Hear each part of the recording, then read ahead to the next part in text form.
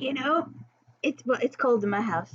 Um, I think this is the first time that there's been one single story in the book, one story that focused all the characters. They weren't working on separate things themselves, or they weren't working on separate things themselves, and then all of a sudden go, oh, they're connected at the middle end, whatever.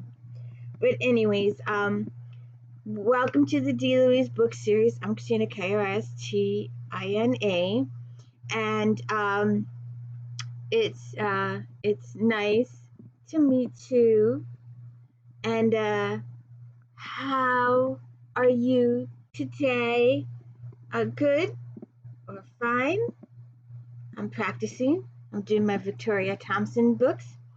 Also, please check out Flashback Monday, where we are reviewing 20 to 30 different books a week for my Romantic Times Book Review magazine.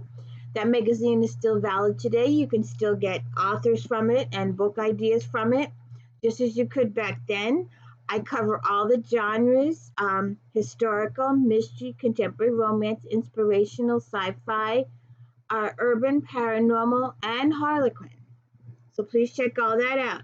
So there's a little mixture, everybody. If there's something more you want me to cover, I sometimes lean a little more heavily on historical, more lean along on paranormal, but I could do some of the others if you have an author. If it shows up, I could look. And then Star Trek Fridays, we're getting in some good episodes of season 5. And also If Then, I've been working pretty hard on putting together If Then. If you like this author, then maybe you like that author. And this was one of the authors in an upcoming If Then. This is James Patterson's 21st birthday. And I was looking for police procedurals, or I wanted Lindsay Boxer is a sergeant detective in the San Francisco Police Department, and while she is part of the Women's Murder Club, her partner right now before the book starts is Conklin, and she's got Brady and Jacoby. She works in a squad room. They solve murder mysteries. They work as a department. J.D. Robb, we did all those videos last year. Eve Dallas is the detective in the New York City Police and Security Department, but she's also in charge of a squad, and she has Peabody, Baxter, Trueheart, Reinecke, Webster, well, Webster's leaving, but that whole gang there with Mira, Mavis, she's part of a department, and Whitney's her boss. And I was looking for those kind of things. And if you watch the If the End video, I rant about the fact that it took over 100 hours, because you'd think something so easy, and it turned out to be so hard. All these other books were coming up, Amateur Sleuths and book clubs and cozies and European inspectors in Scotland.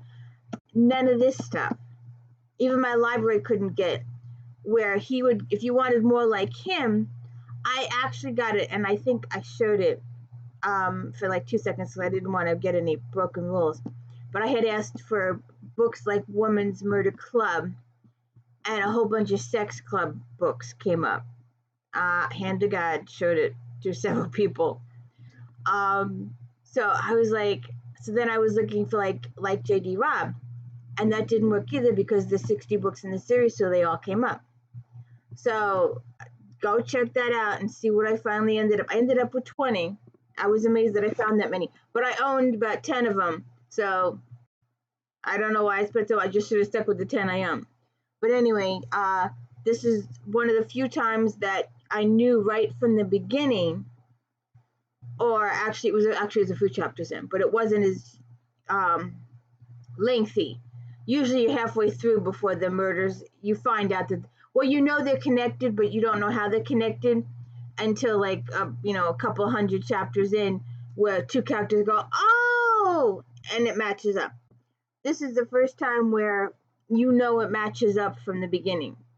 And there's a couple of, Jacoby makes a decision that he's going to stay in, that he's not going to take the the head position.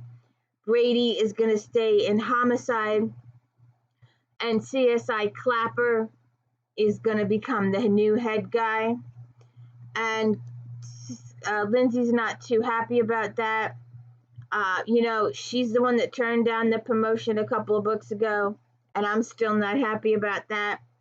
So we have Lindsay is the detective sergeant, like I said. She has a partner right now to begin with, Conklin. That will change in this book. Then we have Cindy, our newspaper reporter, Claire, the medical examiner, and Yuki. I was missing Yuki for the first 50-some chapters until her character became a larger thing. Usually we have chapters with her, and this was also for the first up-teen chapters of the book, because I made it in my notes, but then further down the line I had to change my notes. But in my notes I said this is the first time that it's the POV was just Cindy or just Lindsay.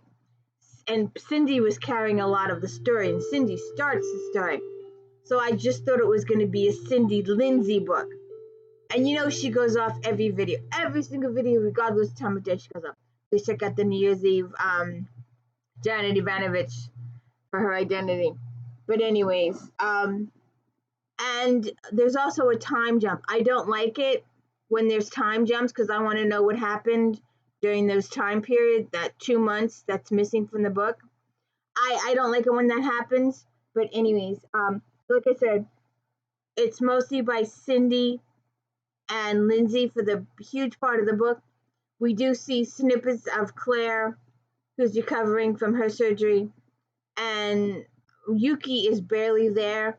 And then so many chapters in, all of a sudden Yuki is front page on stage. And also another comment is that I don't know what Joe's doing. He's consistently in the book, and he's consistently at home waiting for Lindsay to get home, and he's been taking care of Julie with the neighbor. So I'm not sure what's going on with him and his career yet. They really haven't said anything about it. So we start the book off with Cindy meeting with her publisher. And apparently she's got a guaranteed bestseller going on here. And then this lady comes to Cindy. And this is how the story gets in Cindy's lap. This lady comes to Cindy and says that her daughter and granddaughter are missing. And the cops aren't doing anything about it. And she wants Cindy to put an article in the newspaper. And let's see. She shouted at Cindy, "I'm Kathleen Wyatt, KY, you remember your screen name." Wyatt said, "I posted on your crime blog this morning my daughter and her little baby girl are missing and her husband killed them." Security guard Sean O'Neill pulled up to the doorway, panting. "I'm sorry, Miss Thomas." "You," he said to the woman who was leaning over the desk, "you come with me now." Cindy said, "Kathleen, are you armed? Be serious." "Stand by, Sean," Cindy said. "Kathleen, sit down." The guard said he would be right outside the door and took a position a few feet away. Cindy turned her attention back to the woman now sitting in the chair across from her desk and ignoring the inquisitive eyes of the writers in the newsroom peering through her glass office wall. Cindy said, "I remember you now, Kathleen. I had to take down your post from my blog." "He beats her. They're gone." Cindy's publisher and editor-in-chief, Henry Tyler, leaned into her office. "Everything okay, Cindy?" "Thanks, Henry. We're fine." He nodded, then tapped the face of his watch. Cindy's acknowledgement of the 6 o'clock closing. Her story about shooting in the Tenderloin was in the polished phase. Henry had a word with Sean and then closed the door. Cindy turned back to Kathleen Wyatt. You accused a man of murder and used his name. The rules are right there on the site. No vulgarity, name-calling, or personal attacks. He could sue you for defamation. He could keep the Chronicle in court until the next ice age. Wyatt said, "You come across as such a nice person, Cindy, but like everyone else, you're all about the money." You're doing it again, Kathleen. I'm going to have to ask you to leave. The woman folded her arms over her Cindy's desk, dropped her head, and sobbed. Cindy thought Kathleen White seemed out of her mind with fear. Kathleen, do you know for a fact that this man murdered your daughter and granddaughter? No. Cindy asked another question. Have you called the police? Yes. Yes, but they have found the baby? No. So Kathleen tells Cindy her story, and then Cindy tells Lindsay the story, and Lindsay investigates it, and a little bit. She stops, she makes a couple of phone calls, nothing too major. And then all this stuff with Brady goes on, that he's going to stay in the department, and that Clapper's going to get promoted. And Lindsay reaches out to missing persons, blah, blah, blah. And then she goes to Clapper and says she wants to start looking into this. And Clapper says that there's no homicide as of yet, and she should just mind her own business. And Lindsay is really annoyed by this and hurt by Clapper. She's known him for years. Why, they don't have money for her to be spending her time on a missing person's case that belongs to missing persons. And the murder club has dinner, and they talk about Kathleen Wyatt and the missing people. And she goes on the news and stuff like that. And Joe and Lindsay talk about the Burke case when she's home one night. She talks to Clapper. He says, mind your business. And the next few hours, the first body is found. And then another body is found. And they're all young women, and they all fit a type. And then the baby is found. And it's just heart-wrenching. And they arrest the father. They've been through him a few times. He's come in voluntarily, screaming at them. How dare they accuse him? He's innocent. He didn't do any of these things. And then there are more murders. And Joe has a friend. So I skipped a little bit. So then we're in the middle of these murders, and we're doing this transition thing in the department. And Brady introduces Sonia Alvarez. She's from Las Vegas PD. She used to work in Vice. Clapper called her personally and asked if she would like a promotion to San Francisco. So she's going to be working with Conklin, and Lindsay's going to be back working with Brady. And she's like, while she likes working with Brady, she feels that this is Clapper's way of keeping an eye on her after she did all this investigation on Burke by herself, after he told her not to, but she did it anyway. But it kind of becomes a moot point when it becomes her case, when the bodies start showing up. The young girls start getting murdered.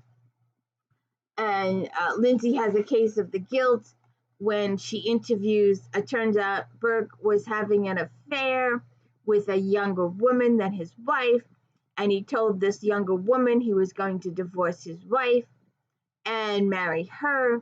And after all these accusations come out, Lindsay talks to the girl and tells the girl, do it. I'm not going to tell you what to do what you want to do. And the girl tells Lindsay she's going to break up with Burke, and the next day she ends up dead. And Lindsay is all a case of guilt because she thinks maybe the girl did meet with Burke, and the Burke killed her as revenge for breaking up. And they end up arresting Burke, and then Burke decides that he's going to point the finger at his father. And his father comes into it, but his father's been aloof, on the run.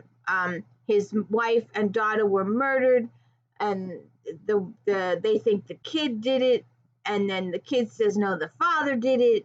And then Lindsay uses Joe's connection, this guy Bernie, that he has massive intelligence connections, and they discover that Burke's father changed his name, and he's living in a cabin in the woods alone, and he pays everything in cash, no credit card trace, no driver's license chase, owns a boat, and all these bodies are showing up by the water. So the suspicion goes back and forth from father to son, the father and son, father and son. And Yuki and them take the kid to court. And while they have I dislike these cases tremendously because they happen in real life too. And you get a feeling. And because the attorneys are so strong in their feelings, they really didn't have too much actual evidence. And most of it was minor circumstantial. And I would like a little more evidence. But, yes, ma'am. So they take this guy Burke to court, and then the court kind of takes over the book, and Yuki appears on stage. And they take this guy to court, and you follow his court case. But he's really pointing the finger at his dad. So Lindsay and Alvarez go to, they find his father, and his father is holding this girl hostage, and she ends up dead. And the whole time, I have finished the book, and I've read the book, and I'm still not sure. Well, I know the father did a substantial amount of killing. There's a big, huge reveal at the end, but I'm still not sure about the kid, on what his role in all of this was, if it was just a really good frame up. So I'm trying to decide if I should feel bad for him or he got what he deserved. I don't know which way to go. You will have to let me know how you feel on the verdict between father and son pointing the finger at each other. Although there is a big, huge reveal at the end with the father, so you may want to go that way. So please check it out. I hope I did a good job in reviewing this, and we'll have to see how Miss Alvarez proceeds. We've got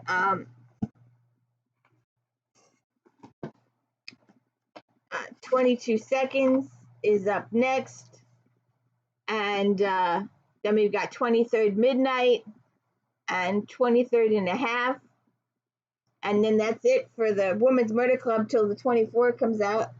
So we'll have to go look for another series. I'm trying to look for Alex Cross. That's going to be a long one, so we'll see how it goes. And I may do some older books, Gilded Age maybe, or do some of the books from the If Then. So please check it out. Let me know. Please hit the like and subscribe. I am down subscribers this week. Yes, ma'am. Come here. I am down subscribers this week. I have yet to hit 200 as of this recording. And I've been trying to hit 200 since last September. And as you can see, I haven't made it there yet. So we'll see what happens. It would be cool to hit 1,000 at Christmas. But hell, I can't even hit 200. So we'll see what happens. Have a good one.